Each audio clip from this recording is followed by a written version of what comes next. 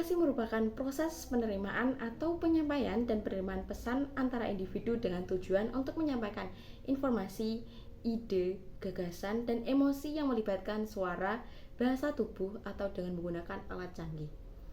Komunikasi sekarang didefinisikan sebagai suatu proses dinamika transaksional yang mempengaruhi perilaku sumber dan penerimanya dengan sengaja menyandi perilaku mereka untuk menghasilkan pesan yang mereka salurkan lewat suatu saluran guna merangsang atau memperoleh sikap atau perilaku tertentu. Berikut beberapa konsep dasar komunikasi yang melibatkan 4 aspek utama. 1. Secara etimologis. Komunikasi berasal dari bahasa Latin yang bersumber dari kata komunis yang berarti sama. Oleh karena itu, secara etimologi, komunikasi merujuk pada proses penghubungan yang memiliki kesamaan tujuan atau yang lainnya. 2. Secara ontologi. Komunikasi mengakui 3 paradigma, di mana di dalam paradigma ketiga yang berbunyi, komunikasi mencakup pesan yang disengaja, tetapi tingkat intensionalitasnya sulit ditentukan. Menurut paradigma tersebut, komunikasi didefinisikan sebagai upaya untuk menyampaikan pesan antar manusia. Yang ketiga, secara epistemologis. Komunikasi mengacu pada studi pengetahuan yang mendasari bidang komunis yang melibatkan dasar-dasar filosofis ilmu komunikasi. Komunikasi dapat dipahami sebagai proses pembentukan dan pertukaran pengetahuan antar individu atau kelompok yang melibatkan pemahaman tentang bagaimana pengetahuan dikonstruksi, disampaikan, dan diterima. Yang keempat, secara aksiologi. Komunikasi mengacu pada pemeriksaan nilai-nilai dan etika yang terlibat dalam bidang komunikasi. Komunikasi dipertimbangkan sebagai alat untuk menyampaikan dan membangun nilai-nilai yang dianggap penting. Dalam berkomunikasi, komunikator pasti memiliki tujuan tertentu yang ingin dicapai.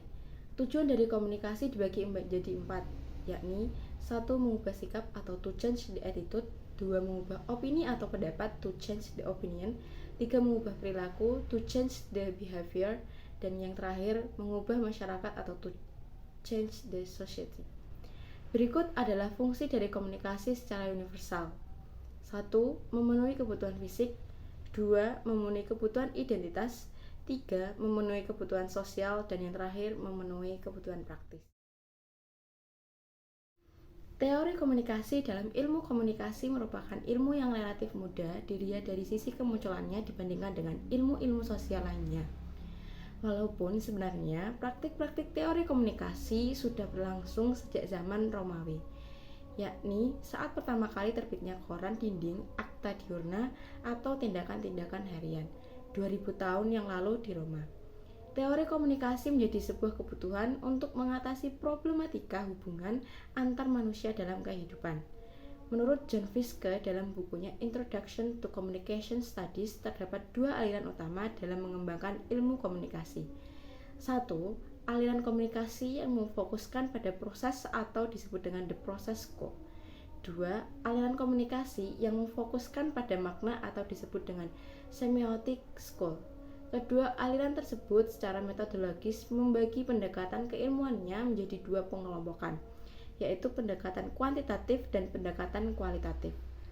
Pendekatan kuantitatif memfokuskan pada bagaimana mengukur pengaruh suatu variabel dengan variabel lainnya, sementara pendekatan kualitatif berusaha untuk memahami dan mengerti bagaimana suatu fenomena dimaknai.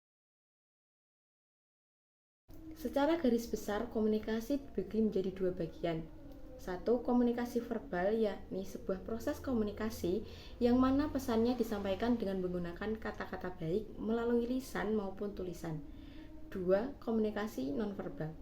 Komunikasi nonverbal kebalikan dari komunikasi verbal yang berarti sebuah proses komunikasi yang mana pesannya disampaikan tidak menggunakan kata-kata, melainkan menggunakan bahasa tubuh, gerak isyarat, ekspresi wajah, dan kontak mata, begitu juga dengan intonasi suara, gaya bicara, serta emosi.